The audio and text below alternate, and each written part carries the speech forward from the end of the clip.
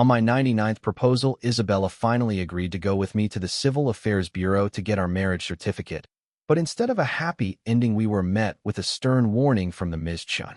Our system shows that you already have a legal spouse. If you register with this gentleman, it will constitute bigamy. You could be sentenced to 2 years in prison. I urge you to respect the institution of marriage and the rule of law. Don't treat marriage like a game.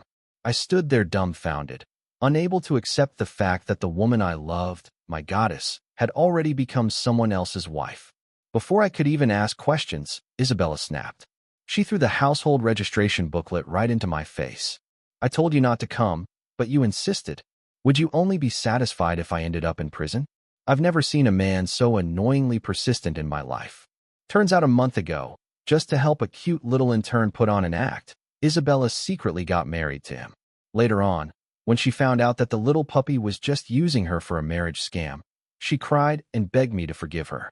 Ryu, as soon as the 1-month divorce cooling-off period ends, I'll marry you. I'll wait for you outside the Civil Affairs Bureau. Don't be late. 30 days later, it poured. Many people saw a girl in a wedding dress standing in the storm from morning till night, shivering in the cold with tears flowing harder than the rain. She was waiting for me to show up like someone waiting at the airport for a ship that would never arrive. The goddess I had always dreamed of marrying turned out to already be someone else's wife. It felt more disgusting than having a mouthful of piss forced down your throat. I walked out of the Civil Affairs Bureau with a grim expression. Isabella chased after me and grabbed my arm in the parking lot. Ryu, what's with the attitude? Mikhail's mom was critically ill. Her dying wish was to meet her daughter-in-law, so I registered the marriage to make her happy. What? Is that some kind of unforgivable crime? I was doing a good deed. You're a grown man. Can you not be so petty like a sulky little housewife? I didn't even want to tell you, but you insisted on registering the marriage. Now you've embarrassed yourself and dragged me into it too. She actually pinned all the blame on me. Isabella and I had been in a relationship for 7 years. I had proposed 99 times. The first time she said she was too young. The second she said she hadn't had enough fun yet. The 10th she said I wasn't sincere enough. The 20th she claimed to be allergic to roses. The 50th her favorite celebrity had broken up and she wasn't in the mood. The 88th her pet dog had died and she needed 3 months to mourn. On the 99th proposal, I gave her an ultimatum. If we didn't get married, we'd break up. She finally agreed to come with me to the registry, only for me to almost get thrown in jail for bigamy. People are strange. When heartbreak and anger reach a certain point, you don't even cry anymore. You start laughing at how much of a damn fool you are. I'm sorry, it's my fault. I shouldn't have forced you to marry me. Hearing the despair in my voice, Isabella finally looked a little guilty. Ryu, even though I married Mikhail Ivanov, it was only in name. We never slept together. I never cheated on you. Try to see it that way. I wonder if it's because of the marriage to dispel bad luck, but Aunt Anya's health has gotten much better. I'll divorce Mikhail as soon as possible, then go with you to register our marriage. She wanted to say more, but her phone rang. What did you say, Mikhail? Your mom wants to eat dumplings made by me? I'll be right there. Then, without hesitation, she snatched the car keys from my hand. I have to go now. You take a cab home. Isabella and I had been together for 7 years. In all that time, she never once made dumplings for my mother. Heck, she never even washed a dish at my parents' house. Nothing stings quite like comparison. What cuts deeper than a snowstorm is a blatant double standard. My phone rang too. My mother's worried voice came through. Son, can you finally get married this time? Your dad and I have been waiting to become grandparents. My hand trembled as I held the phone. After 7 years of back and forth, Isabella hadn't just worn me down. She dragged my parents into this emotional mess as well. Mom, it's over between me and Isabella. At night, I downed a whole bottle of strong baijiu. I was never much of a drinker, but some nights demand the numbness that only alcohol can bring. Isabella called several times during the night and left voice messages. Ryu, there's a 30-day cooling-off period required for divorce now. So even if I file with Mikhail tomorrow, we can't register our marriage for another month. Don't rush, don't pressure me. I won't be coming back tonight. Aunt Anya won't let me leave. I quietly deleted all her messages and passed out in a fog. The next morning, my hangover felt like my head was splitting apart. Still, I forced myself to get up and went to the office to begin the process of resigning. The company was part of Isabella's family business. She had a younger brother once. After his unexpected death, she became the sole heir. She told me she needed someone trustworthy to manage the company's finances, and she didn't trust outsiders. So I gave up my own career path to be the man behind her success.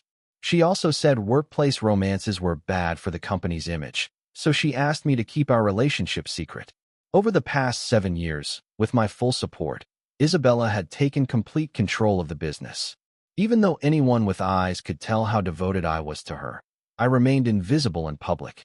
Once we get married, you'll finally have your rightful place, she used to say. She kept giving me empty promises like a carrot dangling in front of a donkey pulling a millstone, always tempting, never within reach. Now I was exhausted. I didn't want to play this donkey game anymore. Just as I was calmly organizing my resignation paperwork, the company group chat suddenly lit up with a string of ding-dong notifications, followed by a wave of shocked reactions from my colleagues. Whoa, Chairman Chun and Mikhail got married. Oh my God, they even posted their wedding photos in the group chat. Look how happy Chairman Chun is. She looks like a woman bathing in the glow of true love. TSK, that Mikhail kid's really something. Just 3 months as an intern, and he managed to bag the beautiful CEO. Now he's marrying rich, young, and gorgeous. Living the dream. Forget saving 20 years of hard work. This guy just reincarnated straight into a better life. The office buzzed with envy and gossip about Mikhail. But if Chairman Chun married Mikhail, then what does that make Supervisor Ryu? I always thought they were the real couple. Someone whispered quietly. What does it make him? A shameless third wheel. A toad thinking it could win the heart of a swan. Someone deliberately mocked me aloud. It was no surprise. I'd always been meticulous at work. When it came to reimbursements, I double-checked every single receipt and invoice, leaving no room for shady tricks. Naturally, that didn't win me many friends. Before, people were cautious because of my relationship with Isabella. They kept their resentment quiet. But now that I had clearly fallen out of favor, they pounced like vultures, eager to kick me while I was down. No kidding, acting all high and mighty just because he thought he was Chairman Chen's man. Uffed, what a delusional clown. I say this clingy mutt's about to pack his crap and crawl out of here. They made sure to speak loud enough for me to hear. A few upright colleagues looked like they wanted to defend me, but the moment they opened their mouths they fell silent, because Mikhail had arrived in a flashy white suit no less. He carried a big bag of wedding candy as he walked around handing it out. Everyone put on their best smile, eager to flatter him. Congrats, Boss Ivanov. Wishing you a lifetime of happiness and lots of babies. Boss, you're clearly a man among men. What a perfect match for Chairman Chun. Mikhail Ivanov was just a probationary assistant, but ever since he became Isabella Chen's legal husband, he'd suddenly become the company's second-in-command. That Boss Ivanov rolled off everyone's tongue so naturally. Mikhail ate it up. No one saw anything wrong with the new hierarchy. Once he finished handing out the sweets, Mikhail strutted over to me. He pulled a bottle of aged vinegar out of his pocket and handed it to me. Supervisor Ryu, we're out of wedding candies, so here, have a bottle of wedding vinegar instead. There was nothing but provocation in Mikhail's eyes. Ha ha ha. The whole office burst into laughter, the air full of cheer, except I had become the clown, the butt of the joke. You can keep it. I had no intention of arguing with a petty man riding high on his moment. But of course that kind of person never knows when to quit. They have to get in your face. Oh, so Supervisor Ryu doesn't like vinegar, huh? Fine. How about I get you a few hats instead? Green ones. The trendy kind. One for every member of your family, huh? It was one thing to insult me, but now he was dragging my family into it. I couldn't hold back any longer. Bang! I punched Mikhail square in the face, knocking him off his feet. Mr. Ivanov. Mr. Ivanov. Are you okay? A crowd of co-workers swarmed in, fumbling to help him up. Blood streamed from Mikhail's nose. He wiped it with the back of his hand and gave me a snarling, blood-smeared smile. You bastard. You dare hit me? Get him. Whoever beats him the hardest gets double their year-end bonus. With that kind of reward, of course some lapdogs would jump at the chance. 3 or 4 male colleagues rushed me, knocking me down and kicking me repeatedly. My glasses shattered, my eye sockets split open. Blood poured down my face. Mikhail, panting heavily, grabbed the bottle of Shangxi vinegar and smashed it over my head. Crack! The glass broke. My vision went black. I lost consciousness. In the final second before everything faded, I thought I heard Isabella's voice, raw and heart-wrenching. Ryu. When I opened my eyes again, I was already lying in a hospital bed. Ryu, you're awake. Isabella had been sitting at my bedside. She immediately grabbed my hand in concern. Does your head still hurt? It had been a long time since she'd spoken to me this gently, at least not since Mikhail showed up. Mikhail had joined the company 3 months ago as an intern. He was a college athlete who specialized in aerobics, tall, broad-shouldered with a fit physique. At the time, Isabella had been obsessed with getting in shape, so she made Mikhail her assistant and personal trainer. She kept saying how Mikhail was better than those gym trainers who only tried to upsell memberships. At first, I didn't think much of it, but as time passed, their relationship became less and less professional, more flirtatious, more physically close. Her attitude toward me grew distant, different. I started to feel the threat, but every time I asked her to set boundaries with Mikhail, she accused me of being paranoid and insecure. She insisted nothing had happened between them. I was just about to speak, but her gentle tone suddenly turned to reproach. Ryu, you really went too far. How could you hurt yourself just to frame Mikhail?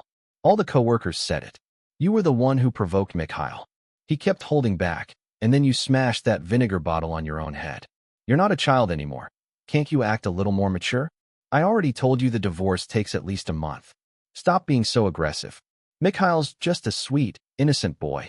You scared him so badly he cried. When you see him next, you need to apologize. You're 7 or 8 years older. You should act like a big brother. Isabella kept talking with this air of self-righteousness, pinning all the blame on me like she was completely in the right. I didn't even feel like defending myself anymore. I was leaving anyway. Whether I was misunderstood or not didn't matter anymore. I'm tired. Okay, then I'll stay with you a little longer. Her phone rang before she could finish. What? You hit someone while driving? Are they hurt? Don't cry. Don't be scared. I'm on my way. She hung up and rushed out of the room.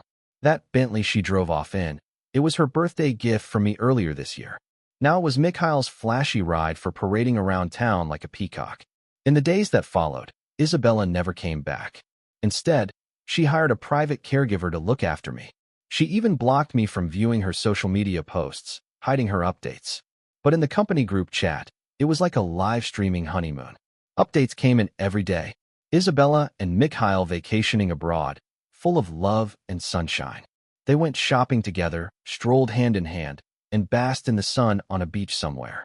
There was even a picture of Mikhail rubbing sunscreen onto Isabella's bikini-clad back. His hands lingered, teasing, intimate enough to make anyone blush. Half a month later, I was finally discharged from the hospital. I took a cab home alone. The moment I stepped inside, I saw Isabella beaming with joy as she unpacked the things she'd bought on her overseas trip. There were dozens of sets of fun lingerie and stockings. Isabella used to dress quite conservatively, but ever since she met Mikhail, her style had grown more and more provocative. Oh, you're out already? Isabella looked visibly startled. Tu was on a business trip these past few days, a big overseas order. She fumbled through her explanation, quickly trying to hide a pair of men's swim trunks in her hand. I just wanted to show Mikhail a bit of the world. Don't get the wrong idea. We got 2 separate hotel rooms, you know. I used to have a little brother, and after he passed away, I just treated Mikhail like a brother to spoil. It's fine as long as you're happy. I couldn't be bothered to listen to her insincere excuses anymore. I quietly walked to the guest bedroom. That night, Isabella walked into the guest bedroom wearing her newly bought fun lingerie and a pair of neon stockings, crawling onto the bed with a seductive smile. Ryu, we haven't been intimate in so long. Tonight, let me make it up to you with my body. As she spoke, she reached out to unbutton my pajamas. In the past, every time she turned down my marriage proposal, she would try to make it up to me with physical affection. I used to fall for this kind of seduction, but now it only made me feel sick. Don't. I slapped her wandering hand away. Isabella's face twisted in frustration and humiliation. Fine, Ryu. You really don't know how to appreciate what's given to you. I said I was sorry. What more do you want? I replied flatly. I'm a man of principle. I don't sleep with someone else's wife. That one sentence hit like a spell. It left Isabella completely speechless. The awkward moment was broken by loud pounding at the door outside. It was Mikhail. Chairman Chun. My mom wants me and my wife to sleep in the same bed. She's dying to see a grandchild soon. She kicked me out. Now I'm homeless. Can I stay with you? She's going to video call me later to check if we're really sleeping in the same bed. Isabella turned to me, torn, eyes flickering with guilt. Ryu, you see, I'll give you two some space. Wouldn't want you blowing your cover. I calmly got out of bed and picked up the suitcase I had already packed that evening. Relief washed over Isabella's face instantly. Okay then, maybe stay at a hotel for a few days. I'll play the role of Mrs. Ivanov one more time for Mr. Ivanov's mom tonight. Tomorrow I'll go file for divorce with Mikhail. After the 1-month cooling-off period, we'll meet at the Civil Affairs Bureau like we said. Even though Mikhail and I will sleep in the same bed tonight, we'll use separate blankets, so don't worry. She was still explaining herself, but I had already walked out the door. I hailed a cab and headed straight to the airport. A month later, the sky was gray and rainy. Isabella was going to the Civil Affairs Bureau to register our marriage. Her divorce cooling-off period with Mikhail had ended. She was officially single again. But Mikhail wasn't giving up so easily. He pouted and whined, clinging to her, refusing to let her leave. Chairman Shin, what's wrong with me? Can't our fake marriage become real? I love you. I'm your husband, not Ryu. Ryu's been gone for a whole month. That means he knows you've moved on. He's probably bowed out on his own to avoid humiliation. Mikhail tried to say more, but Isabella slapped him hard across the face. Mikhail, do yourself a favor. Look in the mirror and wake up. You think I'd marry you? Please, you wish. Our marriage was fake from the start. Don't delude yourself. I also found out your mom was faking her illness. Be glad I didn't call the police and charge you with fraud. Count your blessings and give up your fantasy. I'm the kind of woman you can never have. Only Ryu is worthy of being my lifelong partner. Amid Mikhail's bitter, resentful glare, Isabella arrived at the Civil Affairs Bureau in the pouring rain, still dressed in a custom-designed wedding gown. She texted me, "Husband, I'm waiting at the entrance of the Civil Affairs Bureau. Rain or shine, my love for you doesn't waver. Come take your bride home." The rapid ascent pressed me back into my seat. The blurred city slowly faded from view. The plane was resisting gravity, and I was resisting you. Over the past 7 years, I had traveled often for business. Every time the plane took off, as the city below turned into a blur, I would find myself overwhelmed with longing for Isabella. I would miss her before I even left. But this time was different. This time, as the plane soared to 30,000 feet above the clouds, my heart felt light. I felt released. I felt free. To let go is to gain. Only by learning to give up relentless obsession can one find true peace within. The plane ticket I bought was to South City in the land of Sichuan, but South City was just a stopover. My real journey was just beginning. From there, I'd begin a cycling trip along National Highway 318, heading southwest, all the way to the foothills of the Himalayas. Nothing can stop you when your heart yearns for freedom. Everyone has that dream deep inside, to ride through the wilderness, to see the snow-capped mountains and endless grasslands. But for the past 7 years, I've been chained to work. Not just a spontaneous trip, even a full, undisturbed weekend felt like a luxury. Working 9 a.m. to 9 p.m. 6 days a week was the norm. Sometimes I'd go full throttle 007 style, all day, all night, to help Isabella run the company. I gave up nearly all of my personal passions, and what did I get in return? That I was boring, that I lacked spontaneity, that I was dull, that I didn't understand romance. When Isabella first took over the company, she was also a workaholic, determined to prove to the world that a daughter could run the family business just as well as a son. She and I worked side by side, burning the midnight oil, driven and disciplined. Back then, we were not only lovers in life, we were true partners at work. But in the last 2 years, as the company grew and her position became unshakable, Isabella began to slack off. Her energy drifted from business to indulgence. Wine tasting, spa sessions, designer shopping, golf, horseback riding, celebrity chasing. She became a regular in elite social circles and surrounded herself with so-called socialites. I understood it at first. She was still a young and beautiful woman. After working so hard, she deserved to enjoy life a little. But the more she relaxed, the more I tightened up. I poured even more of myself into the company, which meant even less time for her. Naturally, our relationship grew distant. And right at that vulnerable moment, Mikhail slithered in. A jock with charm, he could sing, dance, play basketball. He had even spent 2.5 years training as a K-pop idol trainee. Though he never debuted, he was well trained in flattery, reading people, and sweet-talking. He knew exactly how to win a woman's heart. He took Isabella out to experience all kinds of new, exciting things. Karaoke, bar hopping, skiing, pickup games. Every day brought her stimulation and surprises. Compared to that, I became even more boring in her eyes. I had felt hurt. I had complained.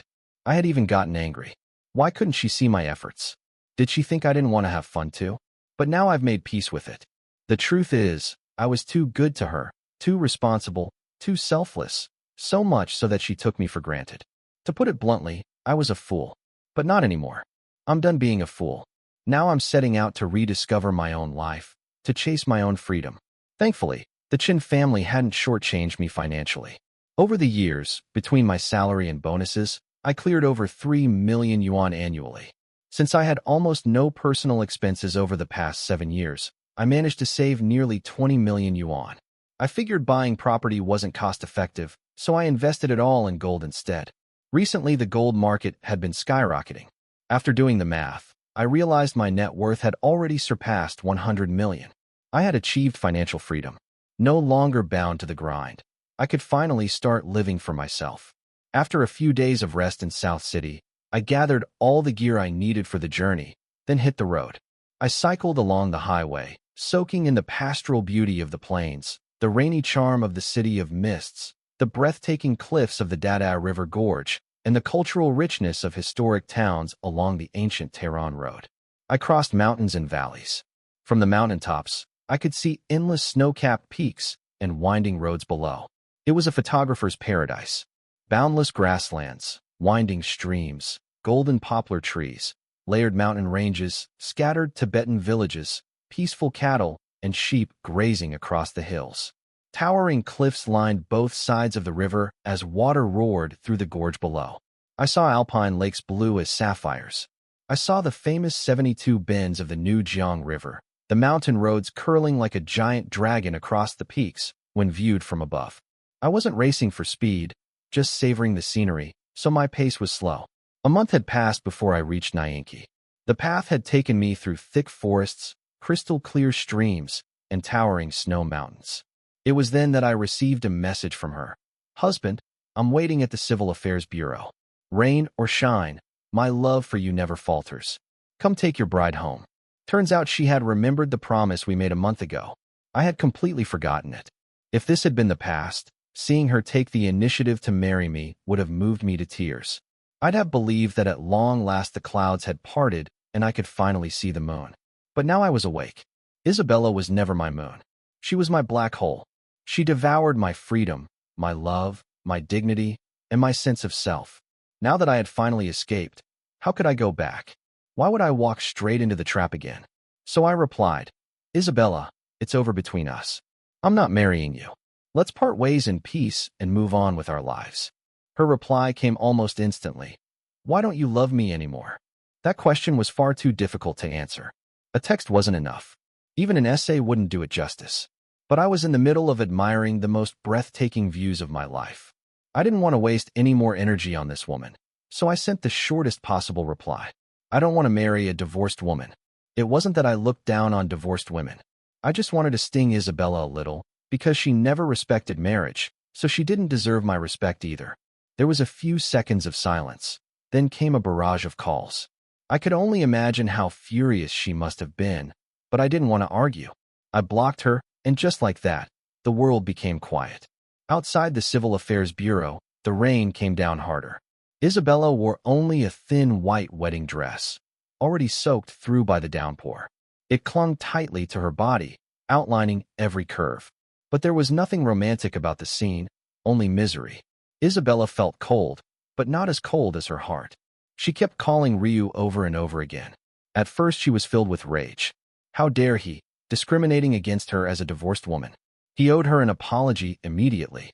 But the only response she got was that cold, robotic voice. "The number you dialed is currently busy. Please try again later." The number you dialed. It finally hit her. She had been blocked. Her anger, like the rain, gradually faded. In its place surged a tidal wave of fear and panic, devouring her whole. For the first time, a terrifying thought rose in her heart. Ryu wasn't joking. He was really, truly going to leave her. How could that be? Wasn't he the man who'd stay no matter how badly she treated him? Wasn't he the one who always came back, who never gave up? But as history shows us again and again, human beings learn nothing from history. Just like in love, where countless stories, novels, and films have told the same truth. Treasure the one who's with you. Don't realize their worth only after they've walked away. And yet people keep making the same foolish mistake again and again, just like Isabella. The rain grew heavier, so did the tears in her eyes.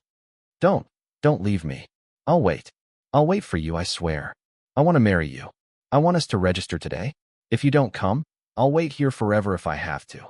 Maybe she was trying to guilt Ryu into coming. Maybe she was punishing herself, some form of self-inflicted redemption.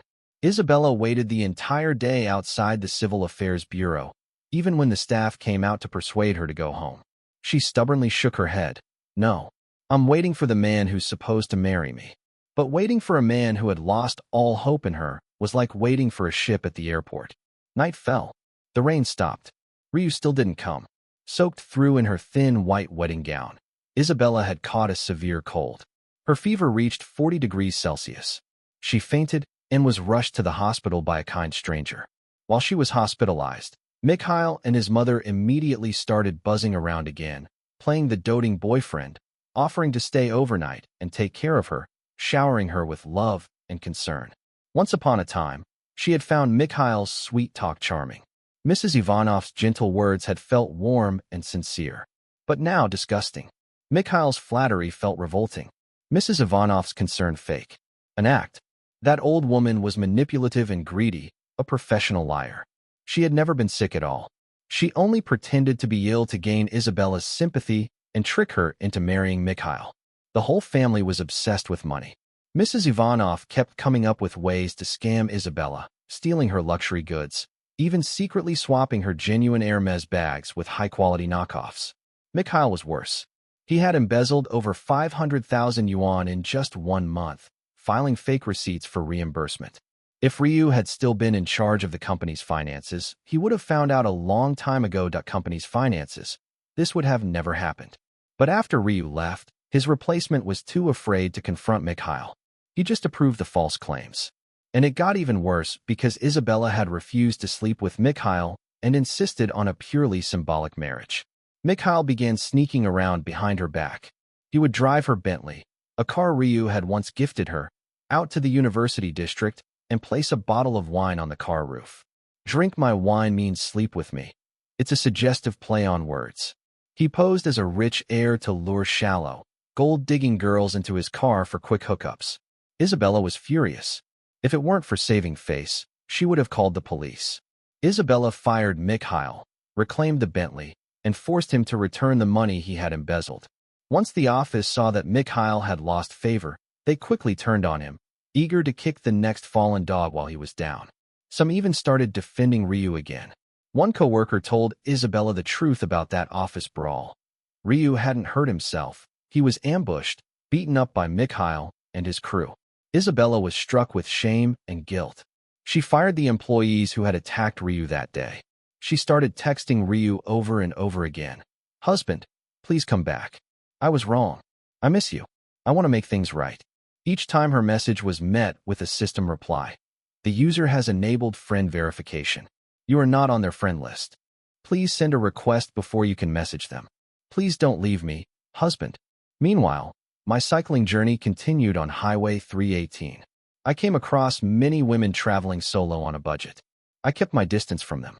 I didn't want to invite trouble, but when it came to fellow cyclists, I felt a strong bond. Shared passion meant mutual support. Naturally, one night while camping in a meadow, I saved a solo female cyclist from a pack of wild wolves. She'd nearly become dinner, but I arrived just in time, shining my high-powered flashlight straight into the wolves' eyes and scaring them off. Still shaking with fear, the girl threw her arms around me and wouldn't let go. That's how I met Rita, a recent graduate from the Communication University. She was riding Highway 318 not just to fulfill a dream, but also to film the journey and share it online as a travel content creator. In fact, she already had tens of thousands of followers, a rising influencer. And it just so happened her action cam had caught the entire wolf attack and my heroic rescue in real time. She posted the raw footage without editing. It instantly went viral. The video racked up hundreds of thousands of views. She blew up, and so did I. Netizens even gave me a nickname, Wolf Slayer Bro. Rita invited me to team up with her. 2 cyclists, 1 journey. I hadn't been into social media before, but after seeing her well-crafted content and her fun, active interactions with fans, I got curious. So we became travel partners, filming and writing together. As the saying goes, a guy-girl duo gets things done twice as fast. With Rita by my side, our popularity soared. Our new joint account gained over 100,000 followers. People even started shipping us, hoping we'd become a real couple. That caught me off guard, but what surprised me even more was that Isabella had also become an online sensation. Only unlike me, she was famous for all the wrong reasons. She got slapped by none other than Mikhail's mother. That greedy, scheming old woman turned out to be a full-blown shrew. Originally, she had bet on her son conning his way into marrying Isabella, the rich and beautiful CEO. But when the plan fell apart, when Isabella saw through Mikhail's facade, kicked him out, and took back the house, the car, and all the gifts she had given the Ivanov family, Mrs. Ivanov lost it. She stormed into Isabella's office and attacked her. She pulled her hair, slapped her across the face, screaming insults like, "You slut! You venomous witch! You whore! Shameless woman! You seduce men left and right and toss them aside like trash. You think divorce is that easy? You owe my son half your fortune." Although someone called the police and had Mrs. Ivanov arrested, the incident had occurred in a crowded office area, and someone had filmed the whole thing and posted it online. The damage to Isabella's reputation was irreversible. The public didn't know the full story. All they saw was that she'd married Mikhail and quickly divorced him, and so the rumors exploded. They said she toyed with an intern's feelings, that she was promiscuous, that she slept around without shame. A tidal wave of online hate came crashing down on Isabella. She was overwhelmed, exhausted, unable to fight back. Mikhail, seeing his meal ticket slipping away, refused to give up on climbing the social ladder. After Mrs. Ivanov was arrested, he escalated and kidnapped Isabella. He tried to extort her for ransom. The police stepped in just in time and arrested him, but the scandal reignited public outrage like gasoline thrown onto a fire. As all this unfolded, I watched from afar, like an outsider. No anger, no pity, just detachment. Whatever happened to her now was no longer my concern. But I never imagined that when Rita and I were riding through the Ollie Central route, we would encounter Isabella, looking utterly worn and fragile, out in the middle of the wilderness. A helicopter was parked nearby. She had flown all this way just to find me. "Ryu, I was wrong." Tears streamed down her face. "I finally see how stupid I was. I took your love for granted. I treated everything you did like it was owed to me. I was selfish. I was immature. But I've paid the price. The whole internet is after me now. I don't blame anyone. I deserve it all. All I ask is one more chance. Please." She dropped to one knee, holding up a diamond ring with trembling hands. "You proposed to me 99 times, and I said no every time. Let this be the 100th proposal. Only this time, let me be the one asking. Will you marry me?" She looked up at me, pleading with her eyes. I answered calmly, "I accept your apology."